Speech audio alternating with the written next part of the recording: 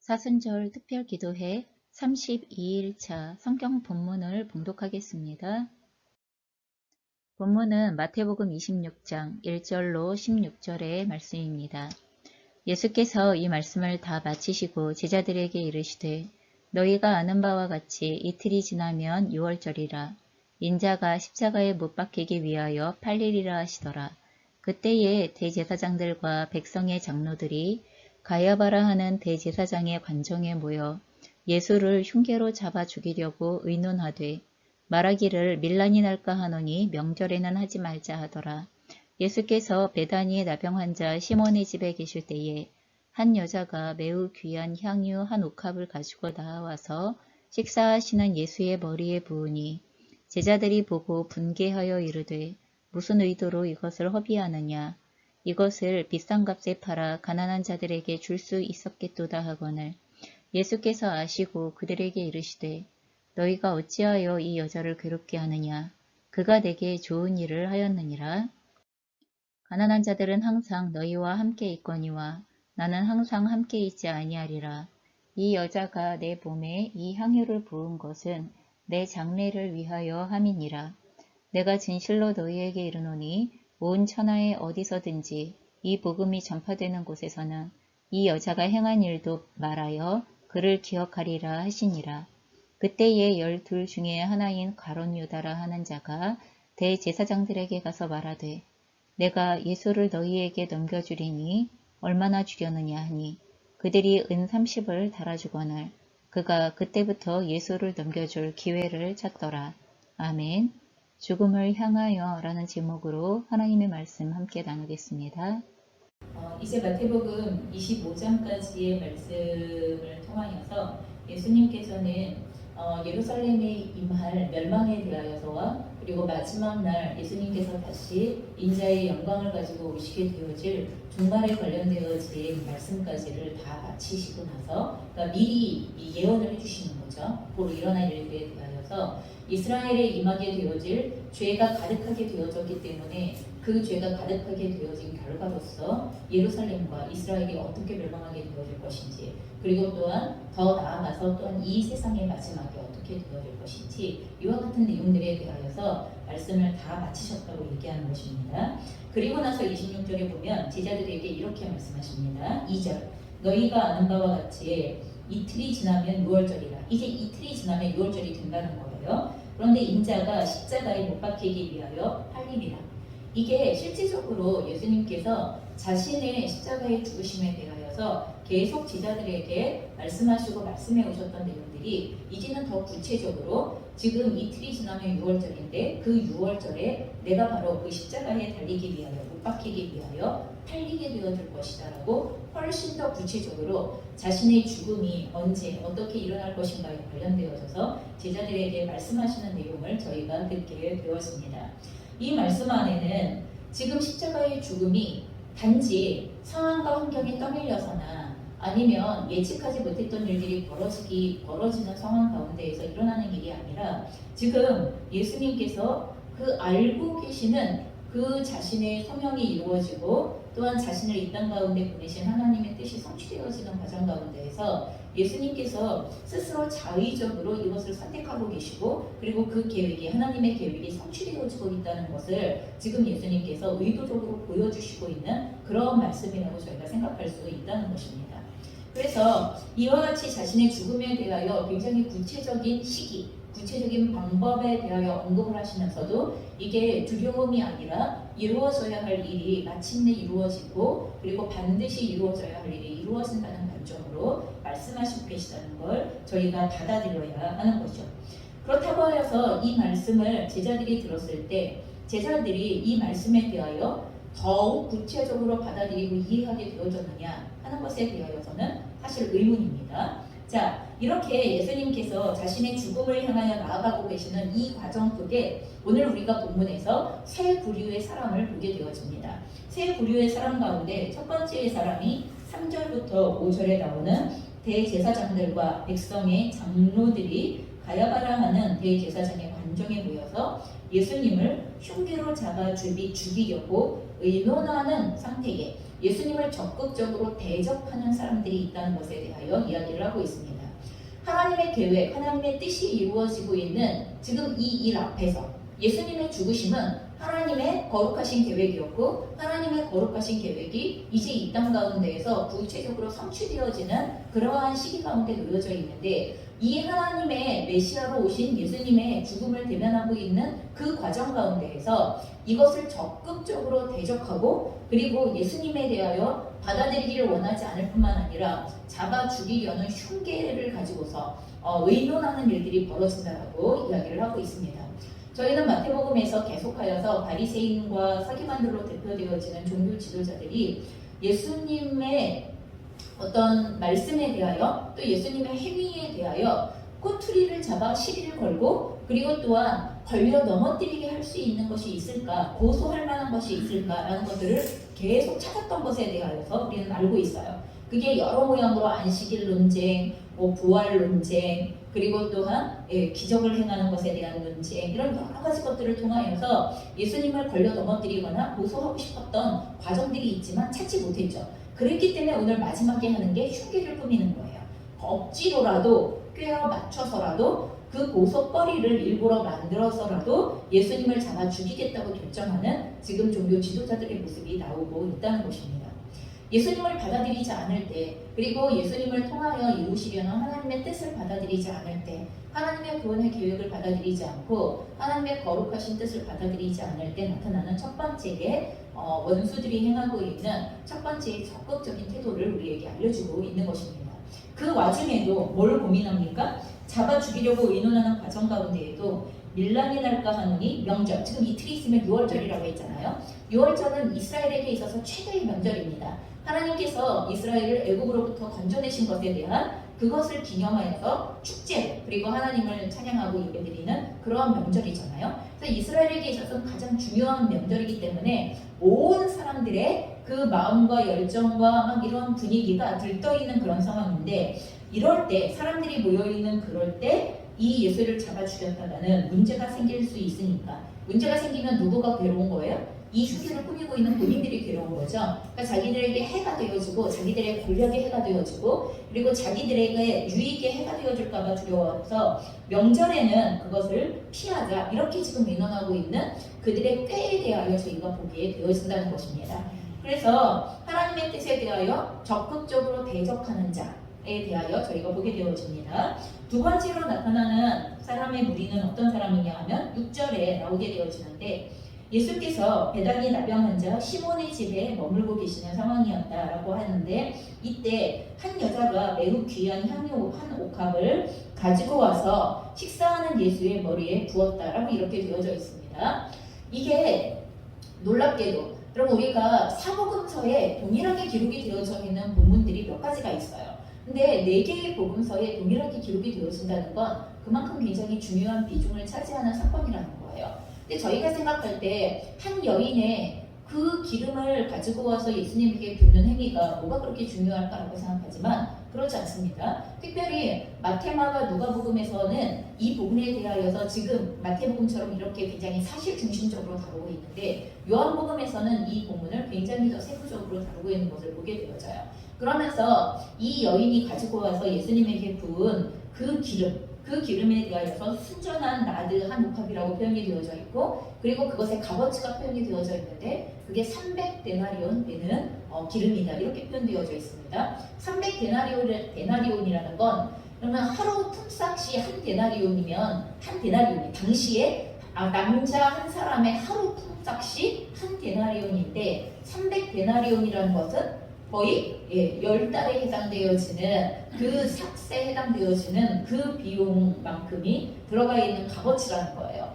그 값어치의 향유를 가지고 와서 예수님에게 머리에 기름을 부었다라고 이렇게 이야기를 하고 있습니다. 그럴 때 제자들이 분개하여 이르되 이것을 무슨 의도로 가지고 허비하느냐 이렇게 얘기하는데 요한복음에서는 특별히 가룟 유다가 그렇게 했다라고 이야기를 하고 있습니다. 오히려 제자들이 가룟 유다가 비싼 값에 팔아 가난한 자들에게 주는 게 더 낫지 않냐 이렇게 표현하고 있지만 요한복음에서는 그가 재물을 맡고 있는 제자이고 그리고 그 재물에 욕심을 가지고 있었기 때문에 그렇게 표현했다라고 그렇게도 표현이 되어져 있습니다. 그래서 초점 자체가 그 옥합을 조금 더 나은 곳에 사용했으면 좋겠다 이런 관점으로 이야기하기보다는 그 옥합을 한 번에 예수님에게 깨뜨려 붓고 있는 그 행위에 대하여서 마음에서 그 300데나리온에 대한 아까운 마음이 일어나기 시작했다는 것을 요한복음은 구체적으로 얘기해주고 있는 것인데, 그런데 이것에 대하여 예수님의 해석이 제자들, 특별히 가룟 유다의 해석과 다르다는 것을 이야기하시는데 뭐라고 말씀하십니까? 예수님께서 그들에게 이르시되 너희가 어찌하여 이 여자를 괴롭게 하느냐, 뭐라고 말하지 말아라, 이 여인이 한 행동에 대하여서 핀잔하거나 비난하지 말아라, 이런 것이죠. 그러면서 그 여인이 나에게 좋은 일을 하였다라고 말씀하십니다. 특별히 가난한 자들은 항상 너희와 함께 있을 것인데 나는 항상 너희와 함께 있는 것이 아니다. 그러면서 이 여자가 향유를 부은 행위에 대하여 뭐라고 이야기하냐 하면 내 장례를 위하여서 하는 것이다 라고 이렇게 말합니다. 이스라엘의 장례의 절차 가운데에는 죽은 시체를 기름으로 발라 그 부패에 대하여서 조금 더 막는 이러한 그 과정들이 있습니다. 그렇기 때문에 이 여인이 기름을 붓는 행위에 대하여서 예수님께서 자신의 죽음을 예비하는 행위이다 라고 이렇게 선포하시고 있는 것입니다. 그런데 정말 이 여인이 예수님의 죽음을 알고 예수님의 죽음을 슬퍼하여 그렇게 했을까? 그건 잘 알 수 없습니다. 하지만 한 가지 분명한 건 무엇이냐 하면 이 여인은 300데나리온이나 하는 이 향유를 가지고 와서 예수님에게 부을 만큼 예수님을 향하여 사랑하는 마음과 그리고 예수님에게 헌신하는 삶과 그리고 자신의 모든 것들을 깨뜨려 드리는 것에 대하여 아까워하지 않을 정도로 예수님을 섬기고 따르는 삶을 가지고 있었던 여인이라는 것을 저희가 보게 된다는 것입니다. 그래서 예수님께서 하나님의 뜻을 이루기 위하여 나아가는 과정 가운데 그 예수님께 헌신하고 그 예수님을 섬기고 그 예수님을 사랑하는 사람들이 있다라는 것에 대한 한 부류를 우리에게 보여주시고 있는 것입니다. 그리고 이 여인이 사랑으로 한 행동이 결론적으로 예수님께서 나의 죽음을 예비하는 행동이 되어졌다라고 이야기하는 것처럼 우리가 주님께 사랑으로 하는 모든 헌신의 행동은 하나님의 나라와 하나님의 입장 가운데에서 합력하여 반드시 선을 이루는 일이 된다는 것을 우리에게 알려주시는 것입니다. 그러니 우리가 누군가가 하나님을 사랑하고 사모하는 마음에서 하는 헌신의 행위가 오늘 제자들의 눈에 비치는 것처럼 조금 더 나은 방법으로 할 수 있지 않아? 물론 그렇게도 인간의 방법으로는 생각할 수 있겠지만 우리가 함부로 누군가의 헌신을, 우리가 함부로 누군가가 하나님을 사랑함으로 하는 행동에 대하여 판단하거나 가감하거나 아니면 그건 이러면 더 좋은 거야 이렇게 함부로 말할 수 없다는 것입니다. 그 사람은 그 사람이 할 수 있는 최고의 사랑의 고백을 가지고 헌신의 내용과 섬김의 내용을 가지고 하고 있는 내용이라면 그것 자체를 하나님이 기뻐 받으심에 대하여 우리가 인정하고 칭송하고 그리고 같이 기뻐하고 즐거워해야 할 일이 되어져야지 우리가 함부로 누군가의 헌신의 내용을 이래야 더 좋지 않아? 저래야 더 좋지 않아? 라고 재간할 수 있는 내용이 되지 않는다는 것이고 주님께서도 누군가의 사랑의 고백으로서의 헌신의 내용을 받으실 때 하나님은 그 중심으로서 그 헌신의 내용을 받으시는 분이시라는 것을 우리가 믿음으로 인정해야 한다는 것입니다. 그러면서 13절에 말합니다. 내가 진실로 너희에게 이르노니 온 천하에 어디서든지 이 복음이 전파되어지는 곳에는 이 여자가 행한 일도 말하여 그를 기억하리라. 이 여인의 행위가 예수님의 복음이 증거되어지는 모든 곳에 이 여인의 헌신과 사랑의 고백의 행위가 함께 증거되어질 것이다. 하나님의 뜻 가운데로 나아가고 있는 예수님의 죽음을 예비하였던 그것이 실제 알고 그랬건 모르고 그랬건 이 여인이 여전히 하나님을 주님을 사랑함으로 행하였던 끝까지 주님을 사랑함으로 행하였던 그 행위가 기록되어지고 증거되어질 것이다 라고 말씀하신다는 것입니다. 자, 이렇게 두 번째 부류가 있다면 세 번째 부류도 있어요. 세 번째 부류는 어떤 사람입니까? 오늘 가룟 유다로 대표되어지는 사람입니다. 14절에 말합니다. 이와 같은 여인의 행동을 보면서 예수님께서 하시는 말씀 속에 오히려 예수님께서 이 행동에 대하여 비난했었던 아니면 판단했었던 제자들과 또한 제자들로 대표되어지는 가룟 유다의 그 중심의 생각을 예수님은 읽으셨죠. 그리고 예수님께서 그 여인의 하는 행동을 칭찬하시는 것과 동시에 이 여인에 대하여 판단했던 제자들 혹은 가룟 유다의 중심의 동기에 대하여 한 번 더 그것들을 질타하시고 경계하시는 모습이 나오게 되어지는데, 자, 이러한 상황 가운데에서 가룟 유다는 어떤 결정을 하게 되었습니까? 14절입니다. 그때에 12 중에 하나인 가룟 유다라 하는 자가 대제사장들에게 가서 말하되 내가 예수를 너희에게 넘겨주리니 얼마나 주려느냐 하니 그들이 은 30을 달아주거늘 그가 그때부터 예수를 넘겨줄 기회를 찾더라. 지금 가룟 유다가 예수님을 넘겨주기로 작정한 일이 바로 이 일 다음에 일어나요.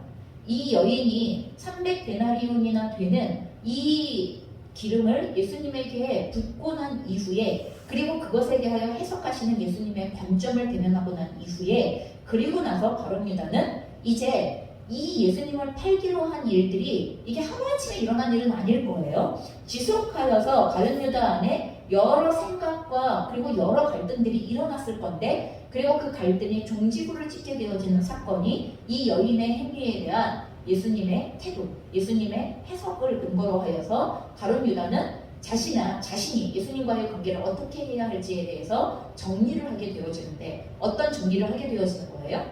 내가 기대했던 메시아가 아니야, 이거예요. 지금까지 내가 예수를 따라다녔고, 이런 예수님과 예수님의 제자로서 3년의 시간들을 함께 다른 제자들처럼 따라다녔어요. 하지만 그 제자들과 함께 따라다닌 과정 가운데에 어떤 제자는 전심으로 하나님의 말씀 가운데에 응답하며 나아가는 제자가 있는 반면에, 이 가룟 유다는 계속하여서 자기가 예수를 따랐을 때부터 가지고 있었던 그 예수가 내가 신봉할 만한 메시아인가, 그리고 내가 기대하는 메시아인가, 그리고 그 메시아로 인하여 내가 어떤 유익을 얻을 수 있는가, 계속하여서 이게 내면 안에서 갈등으로 일어나다가 지금 이 여인의 행동에 대한 예수님의 태도를 보면서 마지막으로 이제 더 이상 내가 기대했던 그 메시아는 아니야 라고 결론 지어버리는, 그리고 나서 그 예수를 적극적으로 팔기로 결정하는, 다시 말하여서 배신을 결정하는, 배반을 결정하는 이와 같은 결정이 가룟 유다에게 나타나기 시작한다는 것입니다. 저희가 예수님을 따라가는 것처럼 보여지는 삶의 행동들과 내용들이 있을 수 있습니다. 예배를 드릴 수도 있고, 그리고 큐티를 할 수도 있고, 하나님의 말씀을 사랑하는 것처럼 보여지는 말씀 묵상을 할 수도 있고, 헌금을 할 수도 있고, 또 어떤 모양으로는 봉사를 할 수도 있고 하는 여러 가지 것들을 할 수 있지만, 정작 주님의 뜻이, 주님의 나에게 말씀하시는 어떤 뜻이 내가 가지고 있는 가장 중요하다고 여기는 가치와 대립되어지기 시작할 때, 내가 진짜 포기하고 싶지 않거나 내가 그렇게는 못 살아 라고 생각하고 내가 가장 중요하게 여기는 어떤 가치와 주님의 가치가 대립되어지기 시작할 때, 그때에 그게 가룟 유다에게는 뭐예요? 돈의 문제예요. 경제적인 문제이고 실제적인 정치적인 문제예요. 이것과 대립되어지는 예수님의 모습들을 보기 시작할 때, 아무리 하나님께서 예수님을 메시아라고 말씀하셔도 나는 그분이 메시아가 아닌 거죠. 나는 그분을 메시아로 인정할 수 없는 거고, 나는 그런 하나님의 뜻이라면 따를 수 없어. 나는 그런 하나님의 뜻이라면 결코 함께할 수 없어 하고 마지막에 가서 갈라서게 되어지는 이러한 일들이 벌어질 수 있다는 것입니다. 저희가 오늘 예배도 드리고 그리고 하나님을 사랑하는 것처럼 보이는 신앙생활을 하는 것처럼 보일 수도 있지만, 정작 우리의 삶의 어느 부분이 지금도 아직 주님이 오시는 재림이 아직 우리에게 일어나지 않았지만, 그럼에도 불구하고 우리의 삶의 어느 한순간에서는 우리는 계속하여서 가룟 유다처럼 예수를 팔기로 작정하는 일들을 계속하고 있을지 모른다는 거예요. 어느 순간에 그때만큼은 안 되지, 그것만큼은 내 맘대로, 그것만큼은 내가 원하는 대로, 그것만큼은 내가 이루기를 그리고 성취하기를 기대하는 대로, 이게 안 되면 무슨 하나님을 믿을 이유가 있어, 이게 안 되면 무슨 하나님을 끝까지 따를 이유가 있어. 우리에게 이런 자리가 남아있다면 우리는 언제든지 가룟 유다와 같은 결정을 할 거라는 것입니다. 이미 우리가 하고 있을지도 모르고 해왔을지도 모르고, 그리고 앞으로 궁극적으로 하게 되어지는 일들이 일어나게 될지도 모른다는 것입니다. 예수님의 십자가의 죽으심에 순종하시는 것은 하나님 아버지의 뜻이기 때문입니다. 그리고 하나님 아버지께서 주신 소명이기 때문입니다. 하나님의 거룩하신 뜻이 얼마나 놀라운 역사를 이루실 것인가에 대하여 알기 때문에 예수님은 그 뜻이 그리고 그 방법이 내 방식과 맞지 않는다 하더라도 그건 우리가 알 수 없죠. 내 방식과 맞는지 맞지 않는지. 설사 그렇다 하더라도 사람들의 눈에 어떻게 비출지에 대하여 뻔히 안다 하더라도 그것을 선택하는 것인데 지금 가룟 유다의 태도는 그것과 완전히 반대되어지는 모습이라는 거예요. 처음부터 아예 예수님 자체를 받아들이려고 하지 않는 그 종교 지도자들의 모습에서 나오는 완전 대적하는 자들의 모습과는 또 다른 내용이면서도 겉모양은 주님을 따르는 것 같으면서도 실제 가장 중요한 부분에서 주님을 배신하고 있는, 주님의 말씀을 거역하고 있고 불순종하고 있는 우리들의 대표적인 모습이 오늘 가룟 유다의 태도에서 나타난다는 것입니다. 그렇다면 우리는 이 세 부류의 사람들 가운데 어디에 있습니까?